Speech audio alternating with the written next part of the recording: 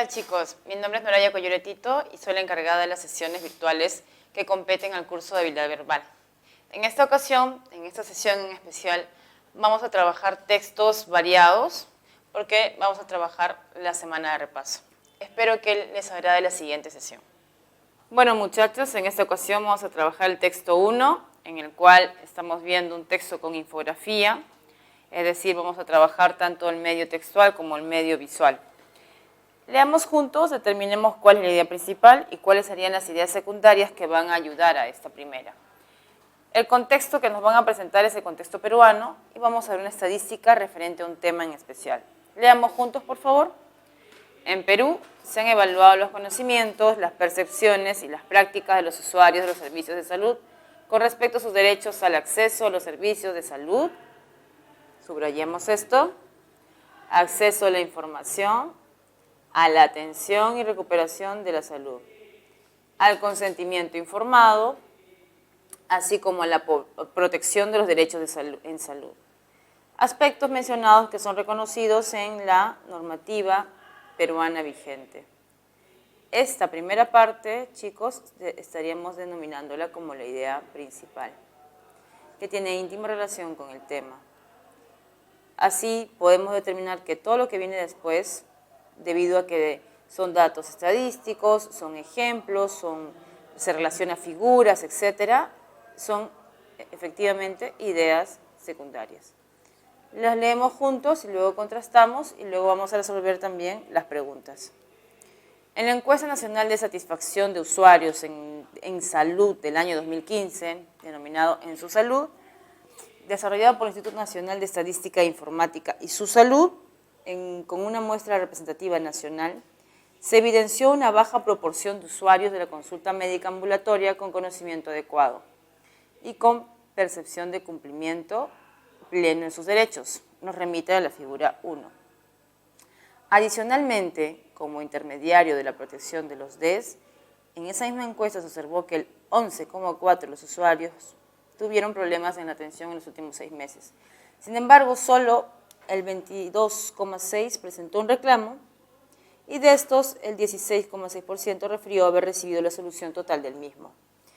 Estos hallazgos plantean la presencia de meridianas insuficiencias en el ejercicio de los derechos en salud DES por parte de los ciudadanos peruanos. Entonces, subrayamos acá meridianas insuficiencias porque nos van a preguntar en lo que respecta al formato DECO a la pregunta de sentido contextual, meridianas insuficiencias. Luego lo vamos a retomar. A continuación, veamos el cuadro de estadísticas. Acceso a servicios de salud, conocimiento adecuado sobre DES. Tenemos el 9,9%. Percepción sobre cumplimiento pleno de los DES, solamente el 24,8%. Acceso a la información, 12,6%. Y la percepción sobre cumplimiento, 24,1%. Atención y recuperación de la salud, 16,6%. Y tenemos también el 31,6%. Consentimiento informado, 19,7%. Y la percepción sobre el cumplimiento, 51,9%. La primera pregunta nos plantea, ¿el tema central del texto cuál es? Amorcito nos dice, la actitud de los usuarios de los servicios de salud frente a los problemas en la atención. Frente a los problemas de la atención. Está remitiendo una problemática. Beso, el conocimiento y la percepción de los derechos vinculados con los servicios de salud en el Perú. Esta respuesta sería la más adecuada, sin embargo, veamos las que están a continuación, porque vincula todos los servicios de salud y menciona una palabra clave que es derechos. Pero igual les recomiendo que siempre no nos apurémonos a marcar lo que a toda vista sé, sino cotejemos las demás. En casa nos dice los porcentajes acerca del conocimiento informado en el proceso de consulta externa. Cuando te menciona porcentaje, es ya un dato demasiado secundario. Por lo tanto, no va. Dado el escaso conocimiento que tienen los pacientes de servicios ambulatorios en Perú. Cuando te menciona servicios ambulatorios, ya está siendo demasiado ya secundario. Es una información muy precisa, por lo tanto también se va. La encuesta nacional de satisfacción de usuarios en salud del año 2015. Esto solamente es una referencia descriptiva Entonces, por lo tanto, las anteriores no pueden ser debido a que son ideas secundarias o trabajan algo de manera demasiado precisa. La respuesta correcta sería besito, el conocimiento y la percepción de los derechos vinculados con los servicios de salud en Perú.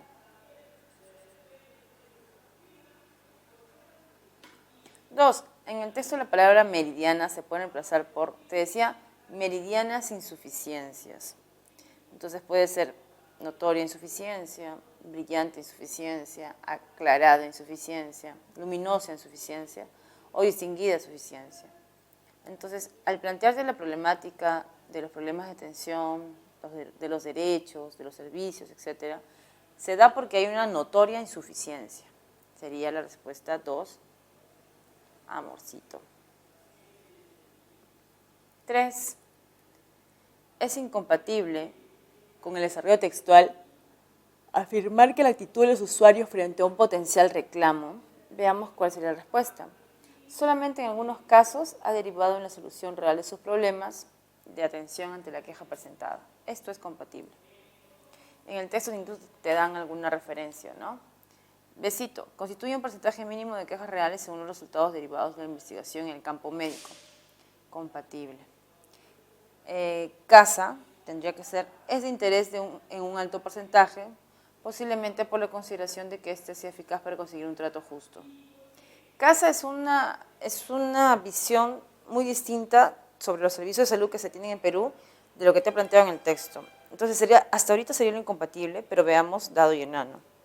Ha originado un 22,6% de quejas reales, de las cuales un escaso 16,6% ha devenido en una solución frente al problema enfrentado. Esto sería totalmente compatible según los datos que nos ha dado el texto. Enano ha determinado que de acuerdo con el porcentaje mínimo de quejas, se considera una arista deficitaria en el sector salud. Esto de acá también alega sobre el problema que existe en los servicios de salud en el Perú, entonces es compatible. Lo incompatible sería Casa, que habla sobre un trato justo, interés en un alto porcentaje, eficacia, que no son, digamos, palabras claves para describir el servicio de salud en el Perú. Sería, por lo tanto, 3, casita. La número 4 nos dice, se colige del desarrollo textual que un servicio de salud sería óptimo si, entre otros aspectos, se mejorara. ¿Qué se tendría que mejorar según esta pregunta? A, de manera especial la metodología para el recojo de datos de los que realizan estadísticas precisas. El servicio de salud y la cuestión de la metodología en cuanto al recojo de datos, creo que no tiene mucha hilación. Entonces, esta respuesta no es la correcta. Beso. El canal de reclamos, puesto que resulta absurdo que se efectúen reclamos cuando la salud es gratuita. Esta idea que la salud es gratuita en el Perú es una idea totalmente fallida y absurda, porque no se da en la realidad. Se va. La manera en que se estructuran las encuestas, dado que las respuestas deben ser abiertas, seguimos hablando sobre la encuesta cuando en realidad deberíamos hablar sobre una problemática sanitaria en el Perú. Entonces también se va. Dado la calidad de las camillas que usan los médicos para descansar durante el desarrollo de los horarios de guardia. El tema del uso de las camillas o no, no es realmente un tema de profundidad. Entonces, se va también. Alternativa enano que dice, la atención del paciente asegurando que se recibe información pormenorizada sobre los servicios. Es cierto, el paciente debería estar informado debidamente para que así no existan problemas a futuro. Entonces, esta sería la respuesta. 4, enano. 5. Si existieran políticas públicas de difusión de los derechos de salud desde la escuela, posiblemente la perspectiva sobre nuestra cosmovisión del mundo cambiaría mucho si desde la escuela conocemos cuáles son nuestros derechos acorde con los servicios sanitarios de nuestro país. Tomando en cuenta esta pregunta, la respuesta sería esta, casita. Los usuarios ostentarían un conocimiento previo, ya que proviene desde la escuela, consistente sobre los procedimientos de atención. 5, por lo tanto, casita. A ver, texto 2. En el siguiente texto nos van a hablar sobre cómo en la comunidad latinoamericana los países se relacionan en el Internet. Acá hay una proporción interesante. Mientras el país sea más extenso, posee mayor cantidad de habitantes, y por mayor cantidad de habitantes entonces estaríamos hablando también con una relación directa en cuanto a mayor cantidad de usuarios que acceden a Internet. Entonces, dentro de la región latinoamericana propiamente dicha, el país Brasil ocupa el primer lugar. Ahora, veamos cuál es la consecuencia, la causa, la perspectiva de este fenómeno relacionado con el país vecino de Brasil. Leamos juntos, por favor, texto 2. Brasil es, con una diferencia abrumadora, el país de Latinoamérica más poblado, con alrededor de 200 millones de personas que residen en su territorio, según datos del Banco Mundial. No puede sorprender entonces que también sea el estado con mayor número de usuarios de Internet de esta región. Como se ve en este gráfico de Statista, elaborado con datos del We Are Social, el país cuenta con 139,1 millones de personas que se conectan a la red, es decir, el 66% de su población. A este le seguiría otro país, que es México, con alrededor de 76 millones de personas que se conectan a la red. En el caso de Brasil, más de la mitad de los encuestados dijeron conectarse a Internet todo el día, más del doble de Estados Unidos. En Estados Unidos, además, más de la mitad de los encuestados dicen que las redes sociales consumen la mayor cantidad de sus vidas virtuales, más que las actividades transaccionales y de compras.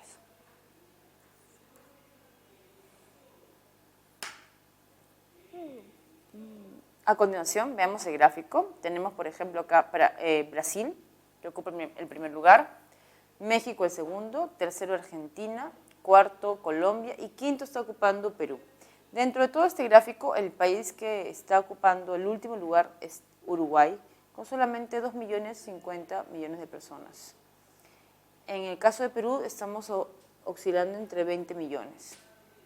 Y en el caso de Brasil, como ya hemos mencionado, pero sería bueno recalcarlo porque es el primer puesto, están oscilando entre 139,10 millones de usuarios conectados a Internet.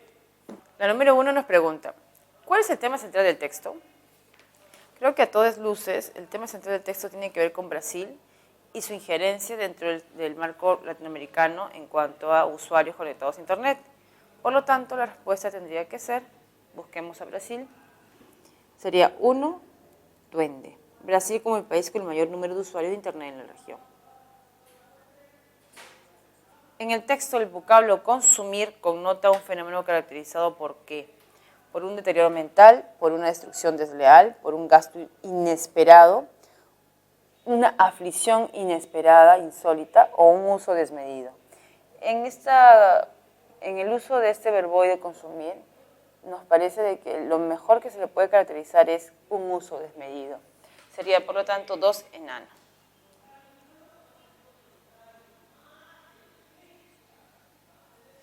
En el número 3 nos preguntan, ¿es incongruente con el texto sostener que el uso de Internet en Brasil? ¿Qué pasaría con el uso de Internet en Brasil, teniendo en cuenta lo incongruente? ¿Dificultaría la realización de tareas que requieren concentración? ¿Podría alternarse con otras tareas o labores realizadas diariamente? ¿Es superado por los glamorosos desfiles de modas y el shopping? ¿Generaría la dependencia de la exposición en las redes sociales? Es una necesidad para poco más de 139 millones de brasileros. Entonces, dentro de todo esto, lo incongruente, y siguiendo la hilación del texto, tendría que ser que es superado por los glamurosos desfiles de moda y el shopping. En realidad no lo es. La gente en Brasil prefiere conectarse a Internet, dedicarle más tiempo de su vida virtual a Internet y navegar, más que ver el tema de desfiles de modas o el tema de los shopping. A ver, la número 4 nos pregunta, ¿se infiere del texto que la actitud compulsiva de usar las redes sociales en Brasil? Amorcito nos dice, se vincula con una conectividad aceptable y el acceso a Internet. Beso nos dice, es el resultado específico de una política de renovación educativa. El texto no nos lleva a pensar de que se han tomado políticas de renovación educativa en Brasil y que por eso existan más usuarios que se conectan a Internet. Entonces, esto se va. Casa, ¿está motivada por el rechazo que los latinoamericanos padecen? ¿Sería que la mayor cantidad de usuarios que acceden a Internet lo hacen porque son discriminados? Tampoco nos lleva a presumir esto en el texto, dado desencadena insufribles problemas psicológicos en los usuarios. Eso sí podría ser, pero veamos una respuesta mucho más contundente. Enano, posiciona a Brasil como el país más deprimido a nivel mundial. La idea de depresión también no tiene mucho que ver con lo que estamos planteando, entonces la respuesta correcta tendría que ser avión. Se vincula con una cognitividad aceptable y el acceso a Internet.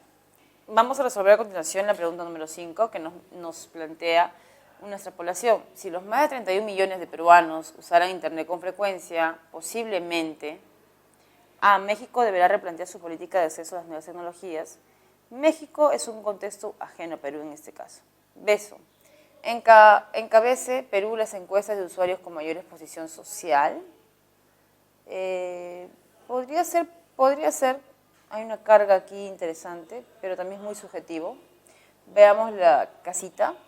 Perú supera a Colombia, pero no podría aproximarse siquiera a Brasil. Según el cuadro estadístico, Perú podría, ahora con la cantidad de 31 millones de peruanos, superar a Colombia. Pero sí, de todas maneras, estaría muy lejos, muy lejos de Brasil, porque Brasil ostenta alrededor de 139 millones. Ahora, hasta ahorita sería la respuesta correcta, pero veamos dado y enano. Los uruguayos adquieran mayor protagonismo para alcanzar a Perú. También estaría como que totalmente desligado el tema porque Uruguay no tiene más que 2,5. Entonces, no había ninguna ahí consecuencia real, ¿no?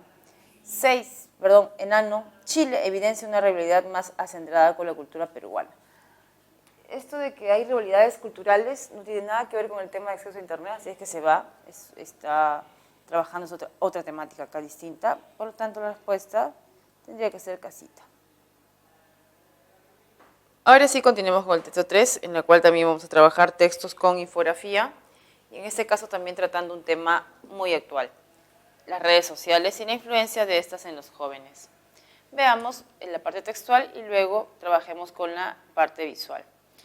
Nos dice, YouTube es la red social con un impacto más positivo en la salud mental de los jóvenes, mientras que Instagram es la que ejerce una influencia más negativa, según un estudio recientemente publicado por la organización británica Real Sociedad para el Público, ¿no?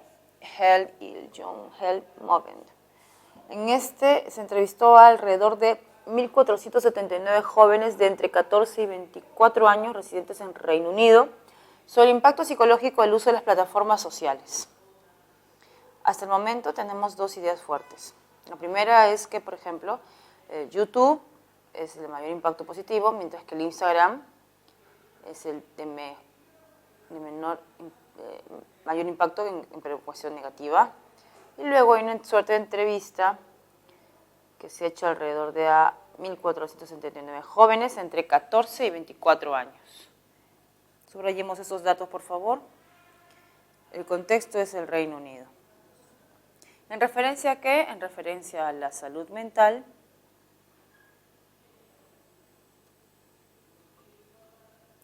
en relación con las redes sociales. Ay, no sé. Listo. A ver, sigamos leyendo, por favor. Aspectos como la sensación de soledad, el concepto sobre uno, una misma, la evaluación sobre el propio cuerpo, la depresión y los vínculos emocionales fueron tomados en consideración. Esta infografía muestra las redes sociales según su influencia en la salud mental de los jóvenes, según una encuesta realizada a principios de 2017 en Reino Unido. A ver, veamos qué sucede. En primer lugar, la red social con mayor influencia positiva sería el YouTube. Luego, en segundo puesto está ubicado Twitter. En tercer puesto está ubicado el Facebook. El cuarto puesto ya estaría ubicado por Snapchat. Y el último puesto, en cuanto a influencia más bien negativa, sería el Instagram. Entonces, acá hay varias aristas a las cuales uno tiene que remitirse para entender mejor el texto, ¿no? ¿Por qué YouTube es una red social con mayor influencia positiva? Podríamos especular por el tema de los videos, de la música. El tema central del texto es el impacto positivo o negativo de las redes sociales en la salud mental de los jóvenes en el Reino Unido. Acá palabras claves impacto positivo o negativo y Reino Unido nos hacen pensar de que esta es la clave. Sin embargo, no hay que apurarnos, revisemos las demás. Beso. YouTube, la red social más visitada y utilizada por los internautas en Europa y en el mundo. El tema no es YouTube, entonces se va. Casa, el impacto positivo de las redes sociales más utilizadas por los internautas en el mundo. Impacto positivo sí, pero también se habla sobre el impacto negativo, entonces está a medias, se va. Dado los efectos psicológicos de Instagram en los usuarios de edad avanzada en el Reino Unido. Igual, acá solamente se cierne o se limita a hablar de Instagram, pero no de las otras redes sociales, se va. Enano, una encuesta que revela la actitud que adquieren los jóvenes al usar Snapchat y YouTube. Igual también están medias y la respuesta correcta sería 1, amor. 2. En el texto, el vocablo evaluación puede reemplazarse por resultado, análisis de estudio, objetivo o valoración. Tendría que ser debido a lo que estamos trabajando en términos de valoración. 3. Resulta incompatible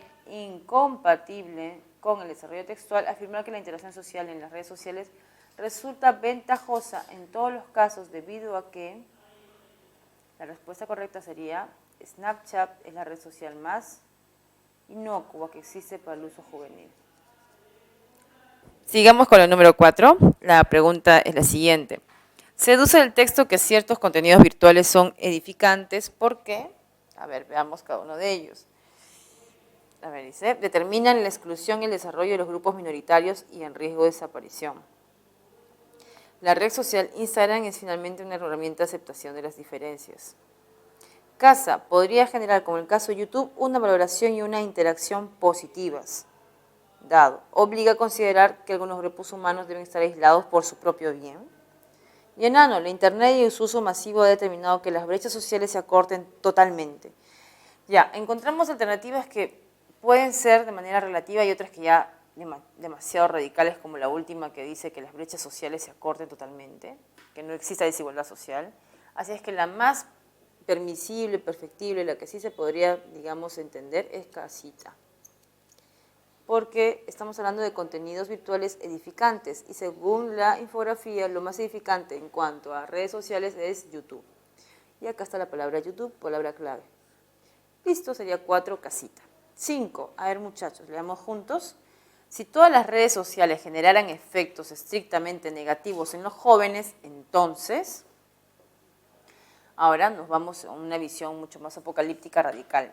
Todas las redes sociales son de efecto negativo, desde el YouTube hasta el Instagram. Por lo tanto, ¿qué podría pasar? A, sería mejor recomendar su uso cuando estos hayan madurado de forma significativa, podría ser. Beso, los padres quedarían relegados en su papel de formadores primigenios de sus hijos. Esto está muy, digamos, ya teniendo una carga subjetiva muy fuerte. Casa, el abuso de poder en la escuela quede por fin superado por la gran cantidad de inclusión en estas. Tampoco tendría mucho que ver, dado los resultados de la encuesta sean finalmente manipulados por gente inescrupulosa y lesiva. Y enano, el Reino Unido debe demandar a los creadores de las redes sociales por su deshonestidad. Ya. Tienen demasiada carga afectiva, digamos la que tiene más lógica, coherencia respecto a la pregunta sería mejor recomendar su uso cuando estos hayan madurado de forma significativa. Sabemos muy bien que la salud mental, psicológica de los jóvenes estaría en riesgo, pero si todo es un efecto negativo, entonces sería mejor salvaguardarlos, aconsejándolos que ingresen a estas redes cuando ya sean más maduros. 5, amorcito. Sigamos con un texto dialéctico. Vamos a trabajar a partir de 2 posturas, texto 1A y texto 1B. En el primer texto tenemos a Jean Piaget y en el segundo texto tenemos al pensador Vygotsky. Veamos cuáles son los planteamientos o tesis principales de cada postura y luego vamos a ver si hay diferencias o simplemente también podrían haber semejanzas. Leamos juntos, por favor, texto 1A. La teoría del aprendizaje del psicólogo suizo Jean Piaget, considerado padre del constructivismo, se centra en el desarrollo cognitivo de niños y adolescentes. Su teoría describe y explica los cambios que se producen en el pensamiento lógico a estas edades. Piaget sugirió que el desarrollo cognitivo ocurre siguiendo una serie de etapas de maduración y experiencia, que son las siguientes: sensomotora, preoperacional, operaciones concretas y operaciones formales. Piaget considera que el desarrollo cognitivo ocurre siguiendo una serie de etapas universales. Además, para Piaget, los niños son aprendices activos que construyen conocimiento a partir de la interacción con su entorno. Aprenden a través de la asimilación y la acomodación. El desarrollo cognitivo complejo ocurre a través del denominado equilibrio. Para ello, la interacción con el mundo físico es clave para el desarrollo cognitivo. Vamos a copiar las palabras claves del texto 1A en referencia a lo que nos plantea Piaget, que es el desarrollo cognitivo en cuanto a niños y adolescentes. Y palabra también clave, importantísima, sería la llamada interacción.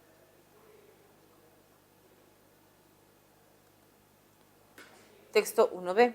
La teoría del desarrollo sociocultural de Vygotsky sostiene que los individuos aprenden a través de las interacciones sociales y su cultura.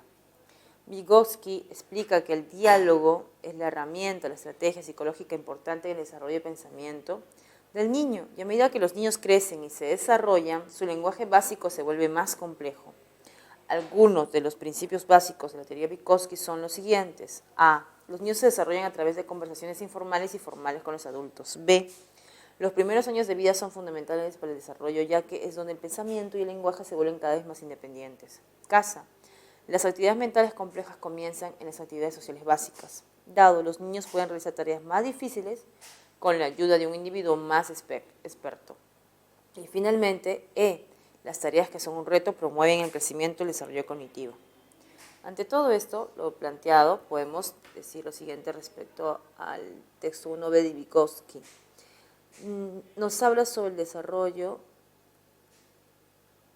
sociocultural a través del diálogo, dándole mayor relevancia al lenguaje, y nuevamente te plantea el tema de la interacción. Estamos viendo que hay una suerte de punto de encuentro o semejanza entre el texto 1A y el texto 1B en referencia a la llamada interacción.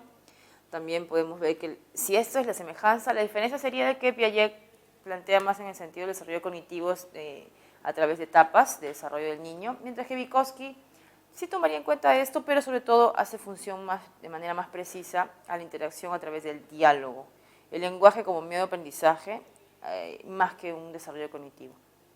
Listo, muchachos. Ahora sí, vamos a las preguntas establecidas.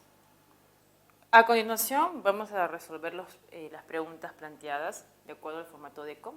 La número 1 nos dice, el texto se decanta centralmente por, veamos, Amorcito dice, los presupuestos básicos del constructivismo piagetiano. Al decir los presupuestos básicos del constructivismo piagetiano, estamos solamente remitiendo a una parte de todo el texto planteado. Entonces, no se toma en cuenta. Beso, el desarrollo del constructivismo piagetiano y vygotskiano. Si bien es cierto, Piaget es considerado el padre y que desarrolla el constructivismo vygotskiano o Vygotsky no tiene nada que ver, entonces se va también. Casita, la propuesta vygotskiana sobre la maduración cognitiva. Esta propuesta también es muy, digamos, sesgada porque no abarca las dos propuestas, entonces se va. Dado la diferenciación de las propuestas de Piaget y Vygotsky. Sí, dentro de los textos que hemos leído, tanto el texto 1A como el texto 1B, hay una propuesta de diferenciación, pero veamos qué nos dice Enano, por ahí es mucho más abarcador, o en todo caso más preciso. Enano nos recomienda las similitudes y las diferencias entre Piaget y Vygotsky. Entre Dado y Enano, la respuesta sería similitudes y diferencias porque abarca mucho más el tema que se está trabajando. Recordemos que hay una similitud interesante entre las propuestas de Piaget y Vygotsky, que es el tema de la interacción. Entonces, por lo tanto, sería 1, Enano. 2. La palabra padre en el texto es reemplazable por.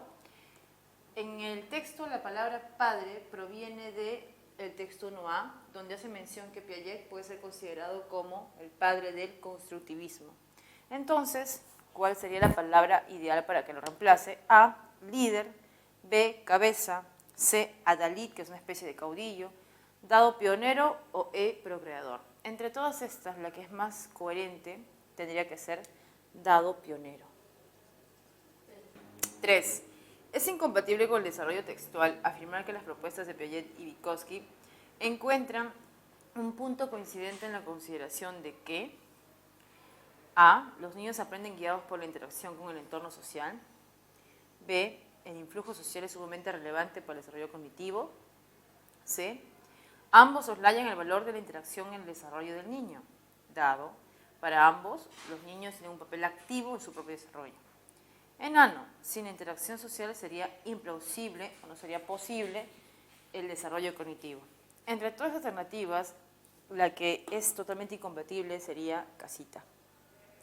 ¿Por qué, muchachos? Porque ambas propuestas no soslayan, evitan o rechazan el tema de la interacción. Muy por el contrario, motivan a que el niño interactúe o bien con su entorno sociocultural y también con diversas etapas que pasa a raíz de toda su infancia, ¿no? La interacción es un tema interesante, estimulante. Entonces, 3 sería casita. 4. Es posible deducir del texto que para la propuesta de Vygotsky un componente importante de la interacción es, recordemos que a diferencia de Piaget, Vygotsky trabaja una palabra clave que es el diálogo. El niño, a través del diálogo continuo, permanente, está en pleno proceso de aprendizaje. Y este ideal del diálogo viene acompañado por todo un marco lingüístico. Entonces, el tema del diálogo con el lenguaje van a la par, paralelamente, en el tema también del desarrollo o aprendizaje. Veamos entonces cuál sería. A, el libertinaje; B, las leyes; C, el cerebro; dado, el respeto; o enano, el lenguaje. Bueno, si estamos diciendo que la palabra clave es el diálogo, entonces la respuesta tendría que ser 4, enano, el lenguaje. 5. Si Piaget y Vygotsky asumieran que la interacción es dependiente de los aspectos biológicos, posiblemente, como ambos están tratando el tema de la interacción de manera semejante, o apuntan a lo mismo, por cierto, ahora nos plantean de que esta interacción dependería de un aspecto biológico.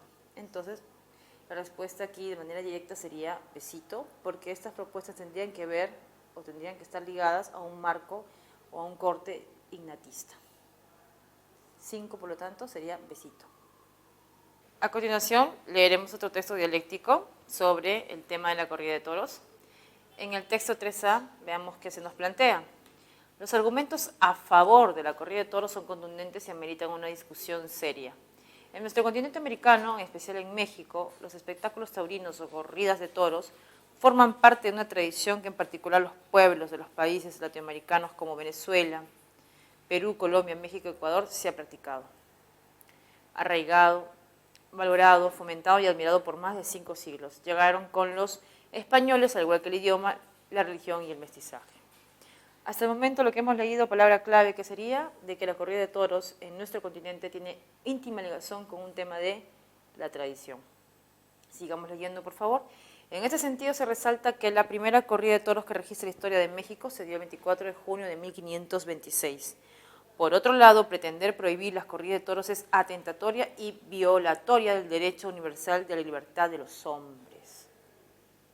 Prohibir las corridas de toros y en general de los espectáculos taurinos es violar y atentar el derecho libre albedrío de los hombres de organizar, asistir y fomentar las corridas de toros y cualquier espectáculo taurino. Bueno, acá hay 2 palabras claves, ¿no?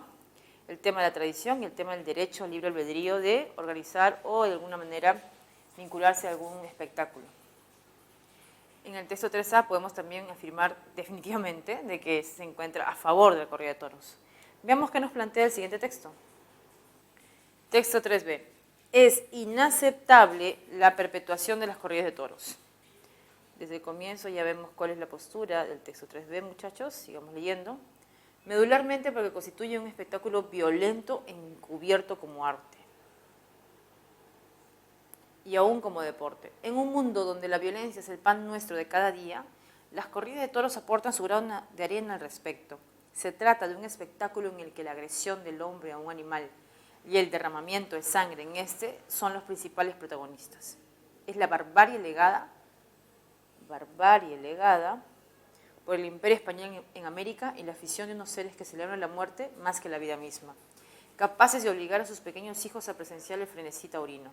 Además, la tauromaquia no es bien vista por un grueso sector de la población. Por lo general, los defensores de las corridas arguyen la notable popularidad de su espectáculo, pero la realidad ha demostrado lo contrario. Finalmente se tortura y mata a un ser vivo por simple placer. Una cosa es matar a un animal por razones alimenticias, ecológicas o de cualquier otra índole razonable. Y otra cosa es la matanza lúdica. Y por tanto irracional, muy mal vista en tiempos en que los derechos animales, en tanto ser vivo como el ser humano, cobran bastante fuerza en el mundo. A todas luces estamos observando que en el texto 3b está en contra de las corridas de toros, palabras claves: considerado espectáculo violento, la tauromaquia como una barbarie legada de una cultura foránea, y finalmente también estamos apelando a los derechos de animales porque esto es una matanza que está ligada a lo lúdico. Pregunta número 1. El aspecto medular que cuestiona el autor del texto 3b acerca de las corridas de toros es, veamos, tendría que ser casita. La naturalización de la violencia es utilizada como arte. El texto 3b está en contra, por lo tanto, tiene que ir acorde con la respuesta, ¿no? Se está normalizando la violencia en términos de arte. Esa es la gran crítica que le plantea 3b a 3a. 1, casita. En el texto 3b, que es el texto que está en contra, el adjetivo lúdico, ¿qué implica? El adjetivo lúdico implicaría la matanza sin razón de ser e irracional. Entonces, tendría que ser con la alternativa amorcito. Un espectáculo banal sustentado en el placer personal a costa de otro. Por el tema que lo hemos desarrollado en el texto, que es la idea de matanza, sin razón de ser. 3. Es incompatible con el desarrollo de ambos textos afirmar que las posiciones asumidas por los autores de estos, ¿cuál sería la respuesta? La respuesta tendría que ser casita. Las posiciones asumidas están libres de cualquier tipo de falacia en la argumentación. No estarían libres de cualquier tipo de falacia. Eso sería incompatible. 4. Se colige de ambos textos que las corridas de toros en tanto espectáculos cuestionables, la respuesta tendría que ser amorcito. Están sustentadas principalmente en la añeja tradición. Ambas cuestionan esto, cada quien a su manera, uno a favor y otro en contra. Y por último, la número 5 nos pregunta si las discusiones actuales sobre las corridas de toros carecieran del matiz animalista, posiblemente, ¿qué pasaría? La respuesta tendría que ser: la consideración de los animales con derechos similares a los del ser humano sería soslayada. Esta es la palabra clave. Sería rechazada, evitada, menospreciada. Por lo tanto, la respuesta es 5, besito. Bueno, chicos, eso ha sido todo por esta sesión. Espero que les haya gustado la sesión número 19, que corresponde a la semana de repaso. Por mi parte, muy agradecida por su seguimiento, por sus preguntas, sus inquietudes. Espero que en esta ocasión las sesiones que hemos tenido juntos les haya servido un montón y espero encontrarlas en otra oportunidad. Cuídense mucho. Chao.